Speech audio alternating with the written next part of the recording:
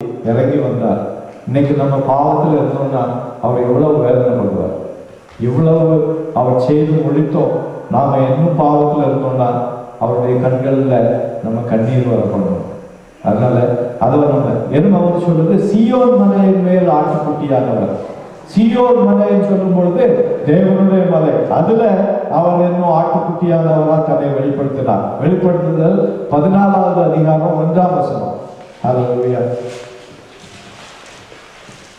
வெளிப்படுத்துதல் 14வது அதிகாரம் 1ஆம் வசனம். வெளிப்படுத்துதல் 14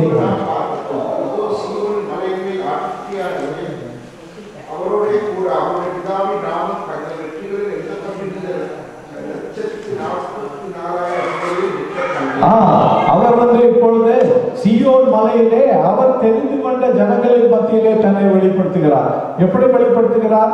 தன்னை ஆட்டுக்குட்டியானவராக. அப்போ அவர் he is not a man show his prestige. இதை தெரிந்து கொள்ள வேண்டும். நமக்கு ஒரு சின்ன லிஃப்ட் கிடைச்சுன்னா போதும். அதாவது நம்முடைய வாழ்க்கையில ஒரு சின்ன லிஃப்ட் கிடைச்சுன்னா, நேற்றைக்கு வர பஸ்ல போயிட்டு இருந்திருப்பேன், நாளைக்கு கார் வந்துச்சு. கார் வந்த பிறகு ஒரு சிச்சுவேஷன்ல பஸ்ல போகணும்னு சொன்னா, no I can not go, you have to send me car. அப்படி பார்த்துருக்கீங்களா? இருக்காங்க. 5 வருஷம் 10 வருஷம் பஸ்ல தக்கான்னு சொல்லியாச்சுன்னா அங்க கூட்டத்தில் அடிபட்டு நின்று போயிருப்பாங்க. கார் 6 மாசத்துல நோ எனக்கு கார் இல்லாம டிராவல் பண்ண முடியாது, சர்ச்சைக்கு வரணும்னா எனக்கு கார் வேணும் அப்படின்னு அதான் இங்க சொல்லப்பட்டிருக்கிறது. அவர் இன்னும் தேவ ஆட்டுக்குட்டியானவரா அவருடைய மக்கள். இது தேவன் எதிர்பார்க்கிறார் நம்முடைய வாழ்க்கையில. ஒரு நாளும் நம்ம பாஸ்ட மறந்து போகக்கூடாது. பாஸ்ட பார்த்துட்டு கில்ட்டியா ஃபெயில் பண்ணணும்னு இல்லை. நம்ம என்ன ஸ்தானத்துல இருந்து நம்ம தூக்கி எடுத்தார். நம்ம பாவத்துல கிடந்தோம், அழுத்துல கிடந்தோம், தேவனை அறியாதபடி அந்த இதுக்குள்ள என்ன மேரி கிளே ஆஃப் சின்னு சொல்லுவாங்க, அதுல முங்கி கிடந்தோம். நமக்கு சமாதானமே இல்லாத நிலைமை. ஆனா இன்று ஆண்டவர் நம்ம தூக்கி எடுத்திருக்கிறார். அதனால அதை ஒரு நாள் மறந்து போகக்கூடாது. எந்த நிலைமையிலிருந்து நம்ம இன்னைக்கு எங்க கொண்டு வந்திருக்கிறார் ஆண்டவர். அதனால தேவனுடைய அந்த அன்பை நம்ம வெளிப்படுத்துகிறவர்களா இருக்க வேண்டும் என்று ஆண்டவர் விரும்புகிறார். சீயோனி மலையிலே அவர் தேவ ஆட்டுக்குட்டியானவரை போல அவர்களுக்கு வெளிப்படுத்தார். அடுத்தபடியாக ஆட்டுக்குட்டியானவர் கர்த்தாதி கர்த்தரும் ராஜாதி ராஜாவுமா இருக்கிறார். அவர்கள் உள்ள வல்லமை ஒன்றும் குறைந்து போகவே இல்லை. அவர் இன்னும் ராஜாதி ராஜா, கர்த்தாதி கர்த்தர், அவர் வரப்போகிறார். வெளிப்படுத்துதல் 17-14 வாசிக்கலாம். வெளிப்படுத்துதல் 17வது அதிகாரம் 14வது வசனம். அவர்கள் ஆட்டுக்குட்டியானவருடனே யுத்தம் பண்ணுவார்கள். ஆட்டுக்குட்டியானவர் கர்த்தாதி கர்த்தரும் ராஜாதி ராஜாவுமாய் இருக்கும்படியால் அவர்களை ஜெயிப்பார். அவரோடு கூட இருக்கிறவர்கள் அழைக்கப்பட்டவர்களும் தெரிந்து கொள்ளப்பட்டவர்களும் உண்மையுள்ளவர்களாய் இருக்கிறார்கள். யாரெல்லாம் அவரோடு இருக்கிறாங்க? அழைக்கப்பட்டவர்களும் தெரிந்து கொள்ளப்பட்டவர்களும் உண்மை உள்ளவர்களுமாய் இருக்கிறவர்கள். அதனால இந்த ஆட்டுக்குட்டியானவர் கர்த்தாதி கர்த்தா ராஜாதி ராஜாவா திரும்ப வரப்போறாரு. நம்ம மறந்துடக்கூடாது. இஸ்ரேல் ஜனங்களுக்கு இங்கதான் பிரச்சனை வந்தது. அவர் வரும்பொழுது முன்னால ஆட்டுக்குட்டியானவர் போல வந்தனால அவர்கள் அவரை தூக்கி எரிச்சிட்டாங்க. அவர் தன்னுடைய ஜனங்களோடு வந்தார், ஆனால் தன்னுடைய ஜனங்கள் அவரை ஏற்றுக்கொள்ளவில்லை என்று யோவான் எழுதுகிறார். எதுக்காக எழுதுகிறார்? அவர் அப்போ தன்னை ராஜாதி ராஜான்னு காட்டிட்டு வரல. ஒரு ஏழை, ஒரு கொட்டில் அவர் பிறந்தார். ஒரு மரியாதை ஒரு கன்னியை வந்தார். அவங்களால அதை ஏற்றுக்கொள்ள முடியல. இவர் எப்படி தேவாதி தேவனா இருப்பார்? நாங்க தேவாதி தேவனை எதிர்பார்க்கிறோம். ஆனால் அவர் தேவாதி தேவனா வரும்பொழுது இவருடைய கண்கள் திறக்கப்படும். அன்னைக்கு ஐயோ அம்மான்னு அழ போறாங்க. அந்த நாட்களில் கிருபையின் நாட்கள் எடுக்கப்பட்டுரும். அவர் இப்பொழுது காட்டின கிருபை அப்பொழுது அவர்களுக்கு காட்டப்படாது. ஆனா நம்ம இப்ப கிருபையினால ரட்சிக்கப்பட்டிருக்கிறோம். அந்த அறிவை ஆண்டவர் நமக்கு கொடுத்து நம்ம ஒப்பு கொடுத்திருக்கிறோம். அவர் செய்த அந்த சாக்ரிஃபைஸை நம்ம அறிந்திருக்கிறோம் அவர் நம்முடைய பாவங்களுக்காக. அதனால நமக்கு விசுவாசம் இருக்குது. அதனால அவர் சொல்லுகிறார், அழைக்கப்பட்டவர்களும் தெரிந்து கொள்ளப்பட்டவர்களும் உண்மை உள்ளவர்களும் அவரோடு அன்னைக்கு வரப்போவாங்க. அது மகிமையின் நாள். அந்த நாளை எதிர்பார்த்து இப்போ வருகிற பாடுகளை நம்ம ஏற்றுக்கொள்வதற்கு ஆயத்தமா இருக்கணும். இந்த உலகத்துல உங்களுக்கு பாடுகள் உண்டு, இன்னும் அந்த நாள் வரல. அவர் தேவாதி தேவனா. இப்போ உலகம் அவரை பரியாசம் காட்டிட்டு இருக்குது. சிலுவையில மறைத்ததெல்லாம் ஒன்றும் இல்லை அப்படின்னு சொல்லி ஓப்பனா சொல்லிட்டு இருக்கிறார். பைபிள்ல இருக்கிற இயேசு கிறிஸ்து சிலுவையில மறைத்தாரு பாவங்களுக்காக அப்படின்னு சொல்றதெல்லாம் போய் அப்படின்னு சொல்லிட்டு. ஆனா அந்த நாள் வரப்போகுது, இவங்க எல்லாம் ஐயோ அப்பா அப்படின்னு கதறி அழப்போறாங்க. ஏன்னா நரகத்துக்கு பிசாசு கூட அவர்களும் போக போறாங்க. அதனால இந்த நாட்கள்ல நம்ம தைரியமா இருக்கணும். ஒருவேளை நம்ம இந்த உலகத்துல விடப்பட்டோம்னா இவைகளெல்லாம் காண போறோம். அந்த கொடுமை நாட்கள், பயங்கரமான கொடுமை. அதாவது வசனம் என்ன சொல்லுதுன்னா, ஆமோஸ் புஸ்தகத்துல சிலர் தேவனே வாரம் சொல்றாங்க, ஆயத்தம் இல்லாதபடி. அவர்களுக்கு மிகவும் கடினமான நாள்.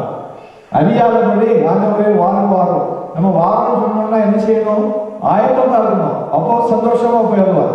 வாரம் சொல்லிட்டு ஆயத்தம் இல்லைன்னா என்ன ஆகும்? பயங்கரமான கடினமான நாட்கள்ல கடந்து போக வேண்டி வரும். ஆமோஸ் அதை எழுதியிருக்கிறார் தெளிவா. அதனால இந்த நாட்கள்ல நம்ம ஆயத்தப்படுவோம். அடுத்தபடியாக ஆட்டுக்குட்டியானவர் ஆலயமும் விளக்கமா இருக்கிறார். He is going to be the temple. There is no more temple. ஏன்னா இஸ்ரவேல் ஜனங்கள் ஆலயத்தை திரும்ப கட்டுறதுக்காக எல்லா முயற்சியும் செய்து கொண்டிருக்கிறாங்க. அவர்கள் திரும்பிய சாக்ரிஃபைஸ், ஆட்டுக்குட்டியை வெட்டி சாக்ரிஃபைஸ் பண்றதுக்காக ஆயத்தமா இருக்கிறாங்க. இயேசுவை ஏற்றுக்கொள்ளமான வேதம் சொல்லுகிறது. வெளிப்படுத்துதல் 21வது அதிகாரம் 22, 23 வாசிங்க.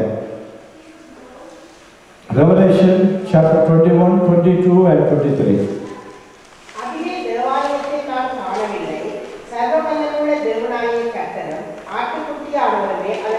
அங்கே திரும்பிய ஆட்டுக்குட்டியானவரே அதற்கு ஆலயம்.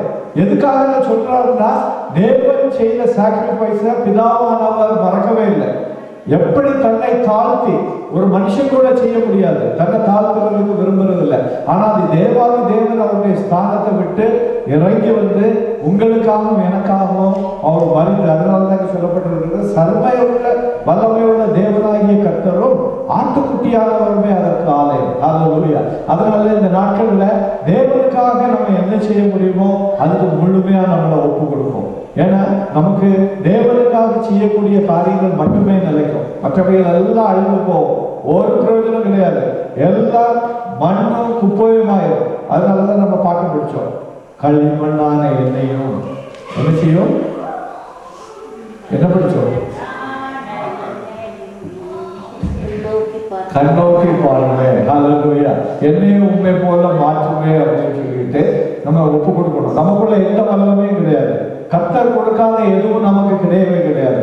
ஏதாவது கொடுத்திருந்தாருன்னா அவர் கொடுத்த கிருபை. அந்த கிருபைக்காக நன்றி சொல்லி, ஆண்டவரே என்னையும் நீர் உபயோகமே, எனக்குள்ள எந்த நன்மையும் கிடையாது ஆண்டவரே அப்படி நம்ம ஒப்பு கொடுக்கிறது. ஆண்டவர் 23வது வருஷத்தை வாசிங்க.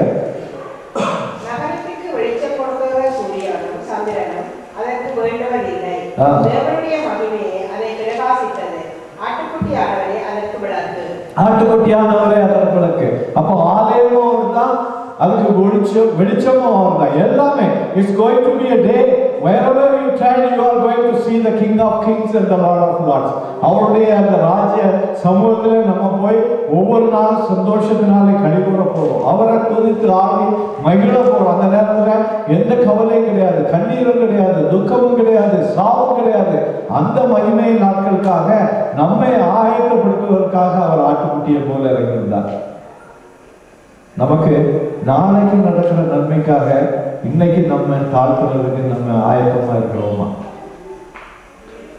நம்ம இன்னைக்கு செய்தோம்னா 1 மணி நேரத்துக்குள்ள அதுக்குள்ள பலன் வேணும். இப்போ நான் செய்தேன்னா அரை மணி நேரத்துல எனக்கு ரிசல்ட் வேணும். அப்படிதான் நம்ம எதிர்பார்க்கிறோம். ஒரு நாள் வெயிட் பண்ணாலும் முடியாது, 2 நாள் வெயிட் பண்ணாலும் முடியாது. 1 வருஷம் வெயிட் பண்ணணுமான்னு சொல்லியாச்சுன்னா அதுவும் முடியாதுன்னு சொல்லுவோம். ஆனா தேவன் எத்தனை வருஷமா காத்துட்டு இருக்கிறார், எத்தனை வருஷமா காத்துட்டு இருக்கிறார், இன்னும் காத்துட்டு இருக்கிறார். எனக்கு பிள்ளைகள் உள்ளாக வரணும். ஏன்னா அவர் பார்க்கிறாரு, இன்னும் ஆயத்தமாக சபையில இருக்கிறாங்க, இன்னும் முழுசா ஒப்பு கொடுக்கிறதுக்கு விருப்பம் இல்லை. அவருடைய கண்கள் இருதயம் எவ்வளவா துக்கமா இருக்கும். நான் இவ்வளவா செய்தேனே, இவர்களுக்காக நான் அடிக்கப்படுறதுக்கு என்ன ஒப்பு கொடுத்தேன். ஆனா அவருடைய இருதயத்தை முழுசா